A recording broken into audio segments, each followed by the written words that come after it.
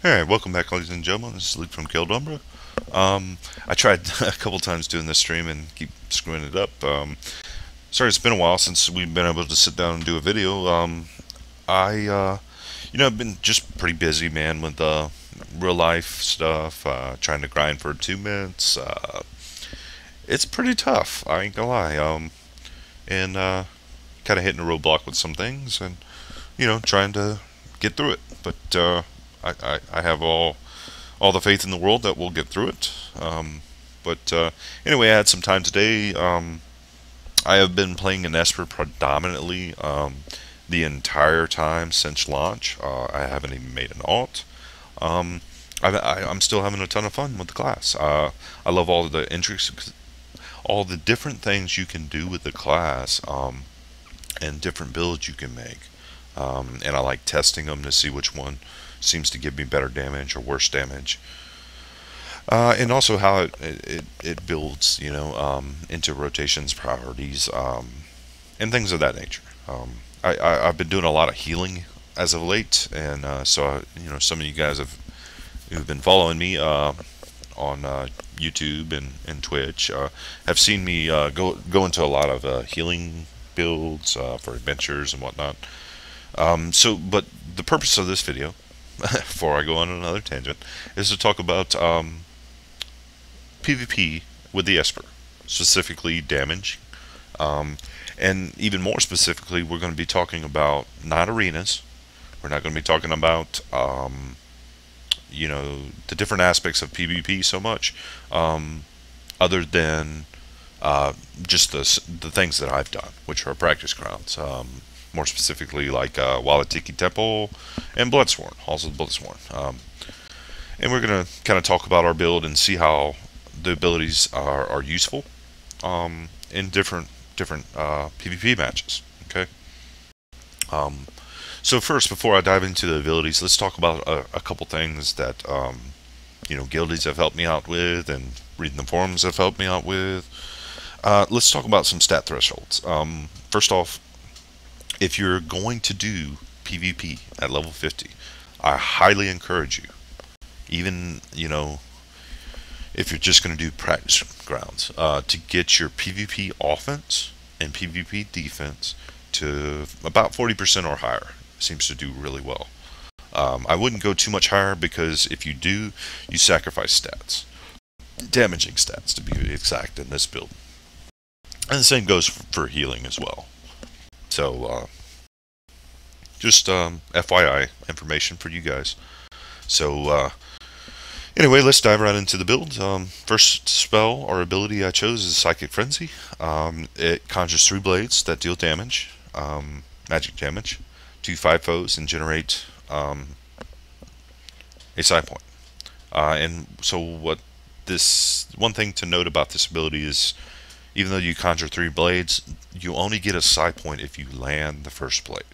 Okay, so when you cast this ability, you have the little AOE conal telegraph in front of you, and it swipes your first blade.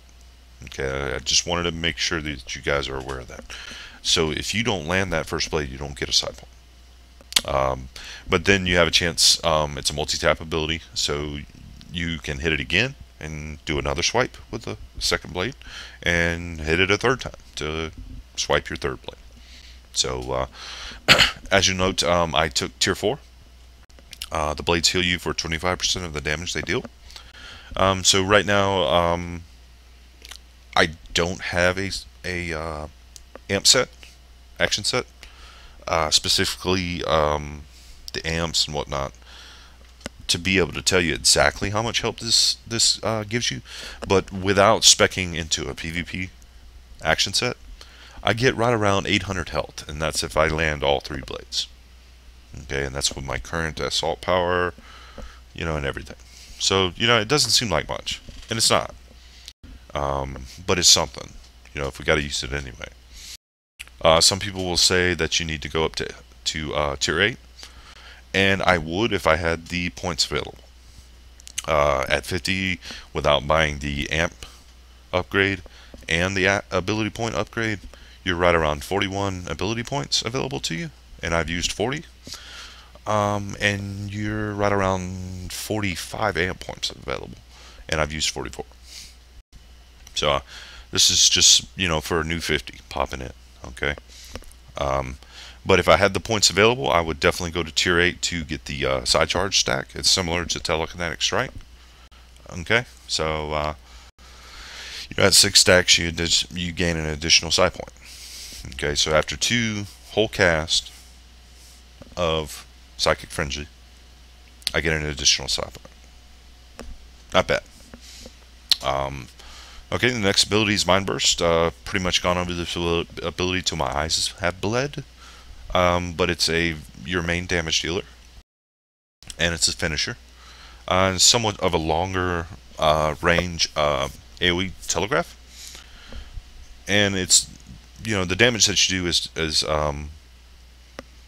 it's based off of how many psi points you have. So obviously, if you want to get as close to 5 psi points as possible before using Mind Burst. It helps. So, and again, I went up to tier 4 and tier 8. The tier 4 does a dot. The tier 8 gives me a buff that buffs my critical hit chance by 15% for 7.5 seconds.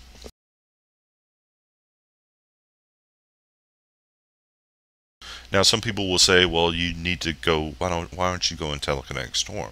It's more reliable. You can land it and an idiot will run back into their party and you'll do more damage because it hits up to 5 foes.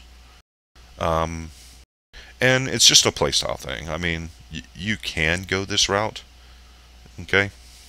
And it's just as useful. The one issue I've had with this is there's something going on with the Z-axis. Okay, you have X and Y on your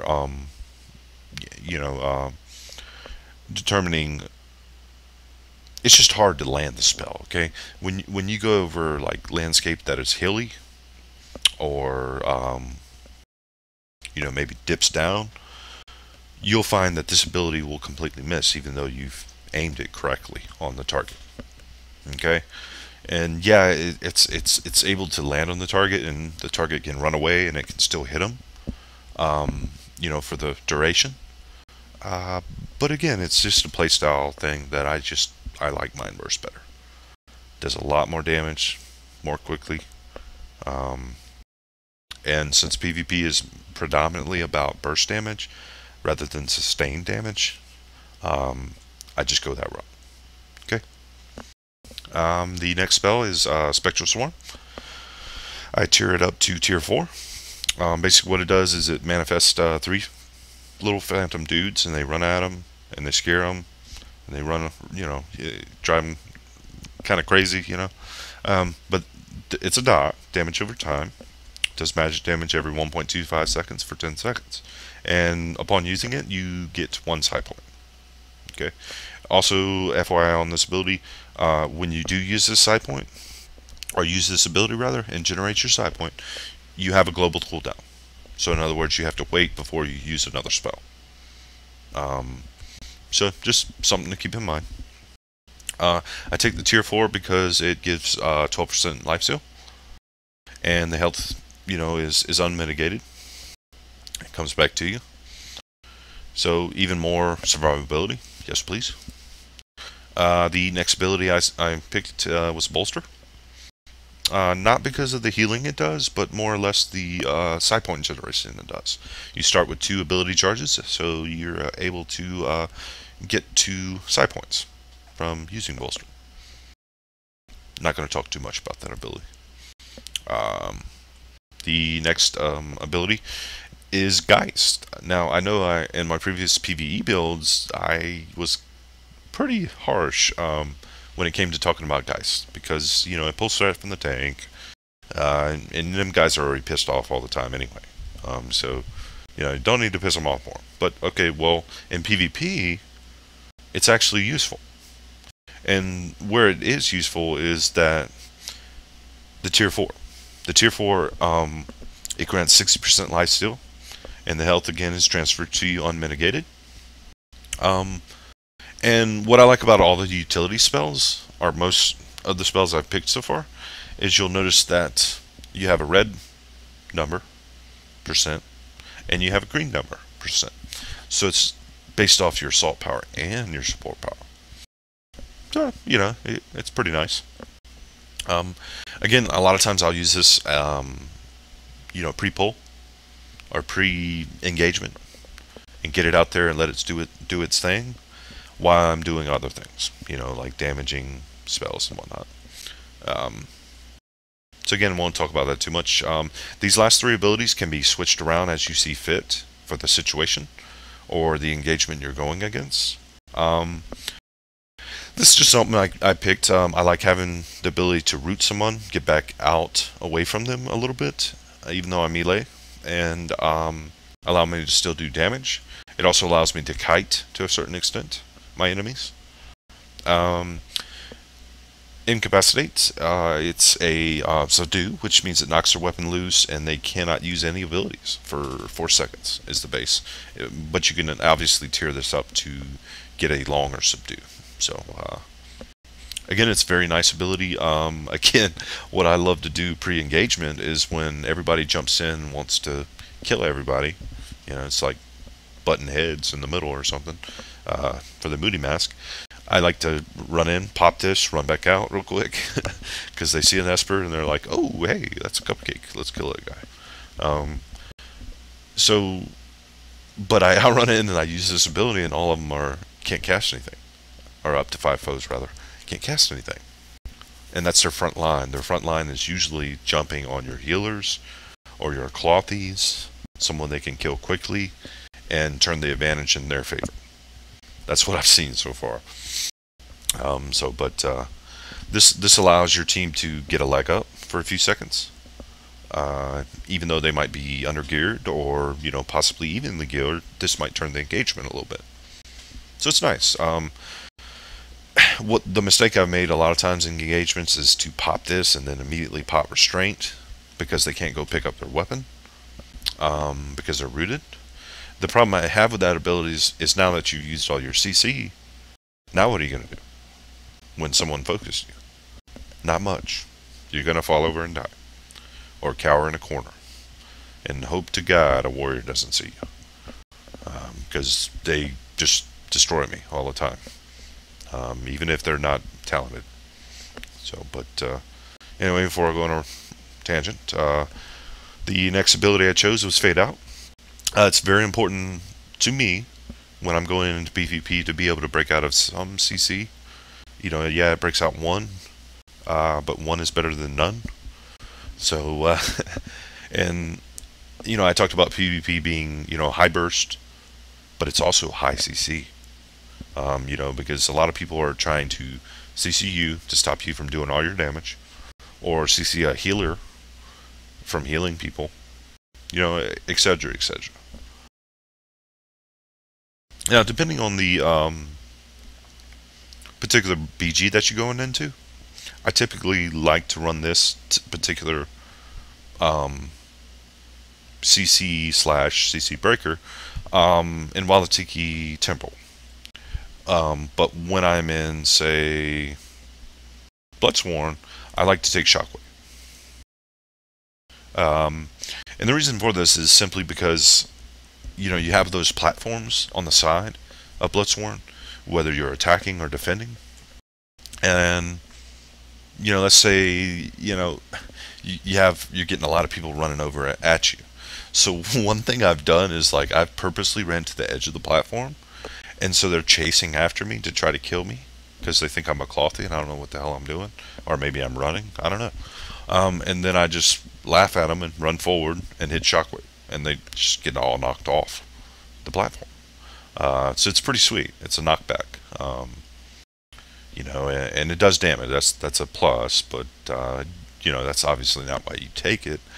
So you're very useful in Bloodsworn by taking Shockwave as compared to Incapacity. Now some could argue you could switch out Restraint and get your Incapacitated as well, and that's fine. Because, to be honest, Restraint only really helps in Walatiki by snaring, either enemies that are engaging you, but let's say you're supporting a mask, helping your team score a mask. This allows you to root your enemies who are chasing after him, trying to kill the guy, the mass carrier, and allows them to get a little bit ahead. So it's very useful. But I definitely wouldn't argue with you if you switched that out in Bloodsworn and went with Incapacitate. I wouldn't argue at all. Another variation that I do a lot in my matches is sometimes I'll just take the CC breaker off and I'll go with Projected Spirit. And the reason for this is because it heals you and it gives you the ability to move away from an area. Okay.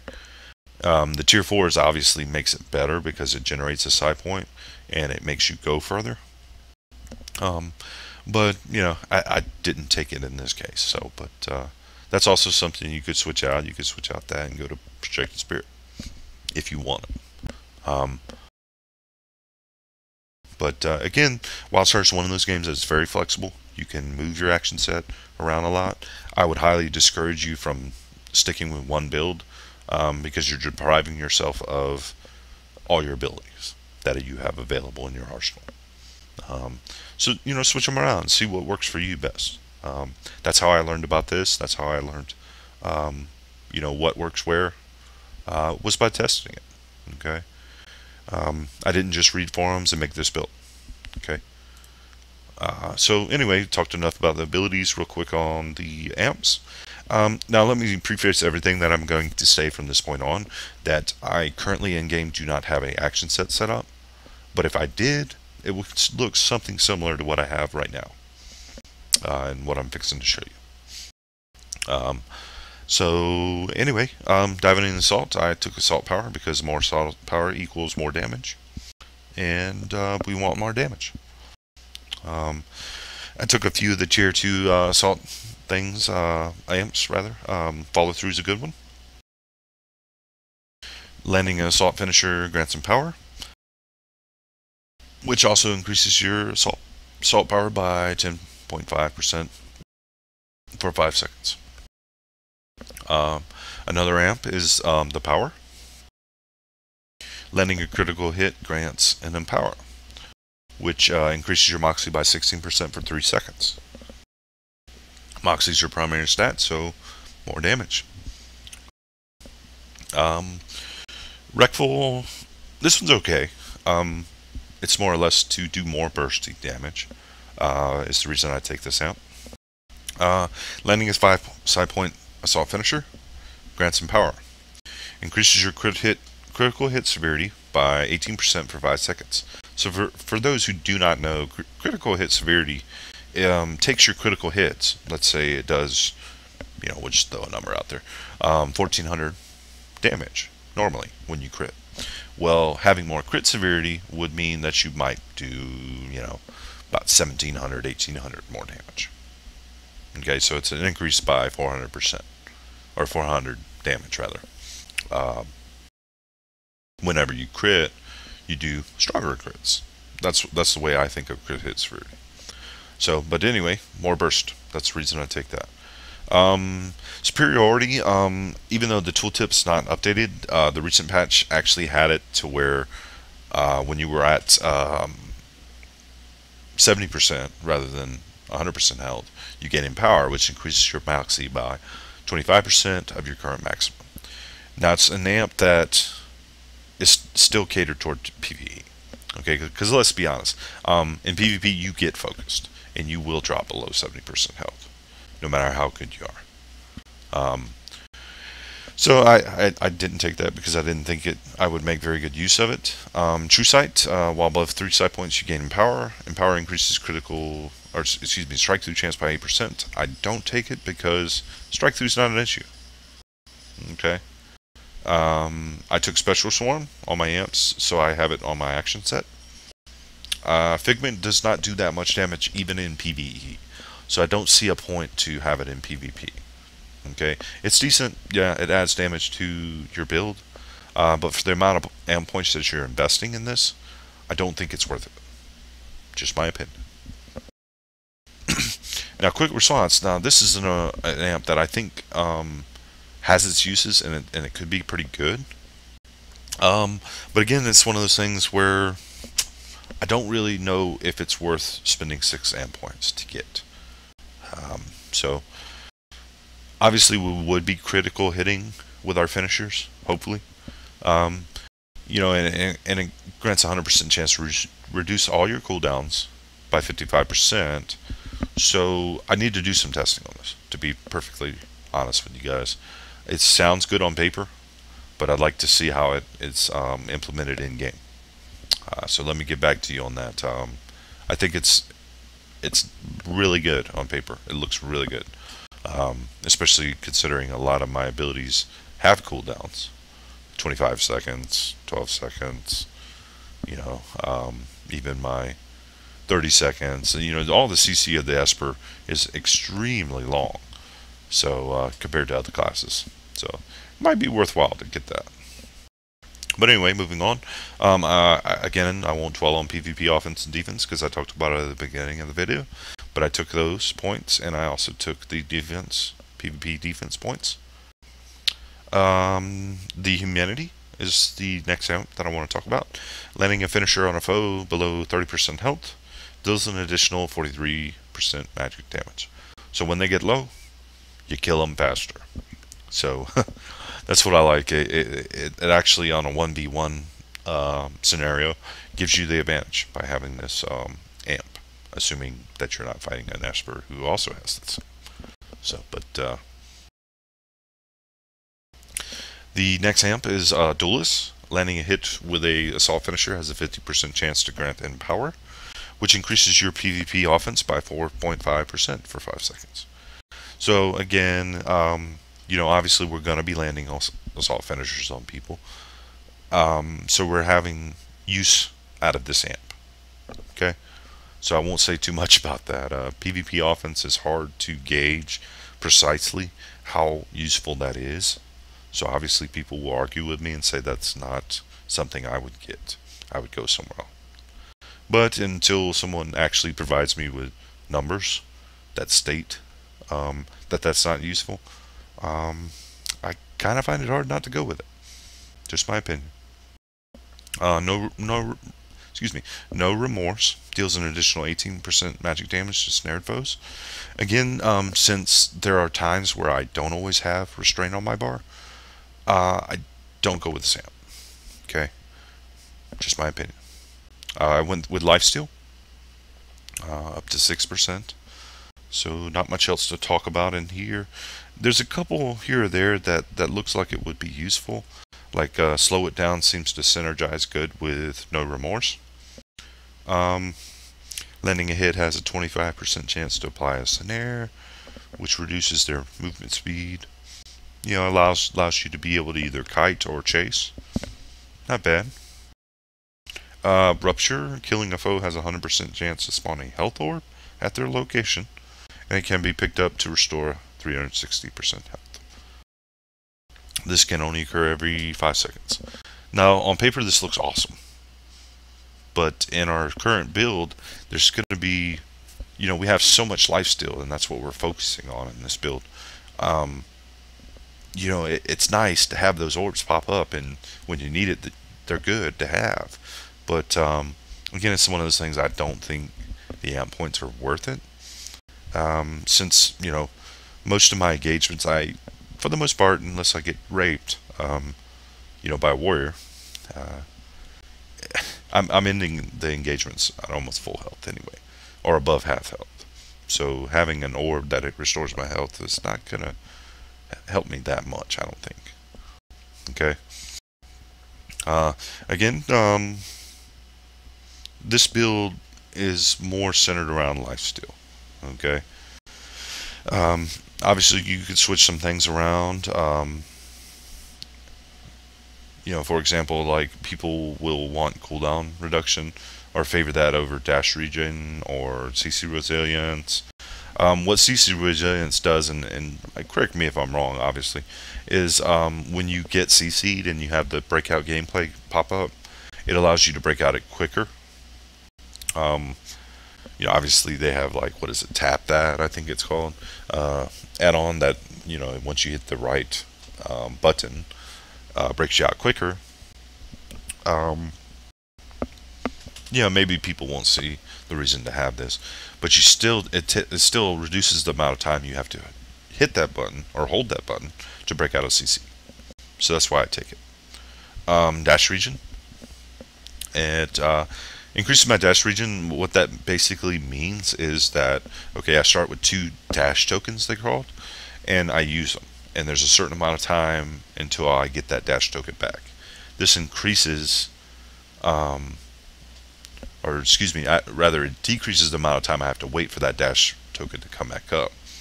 It increases the dash regeneration, so I get the token quicker, basically. Hope I didn't confuse you there. But I took those points. Molasses is a very good amp. I would highly suggest, if you don't take anything else in this build, take that.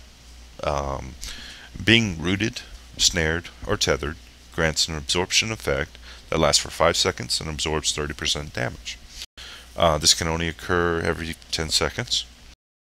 So it's like having a mini Phantasmal armor without actually having it slotted on your limited action set. Pretty nice.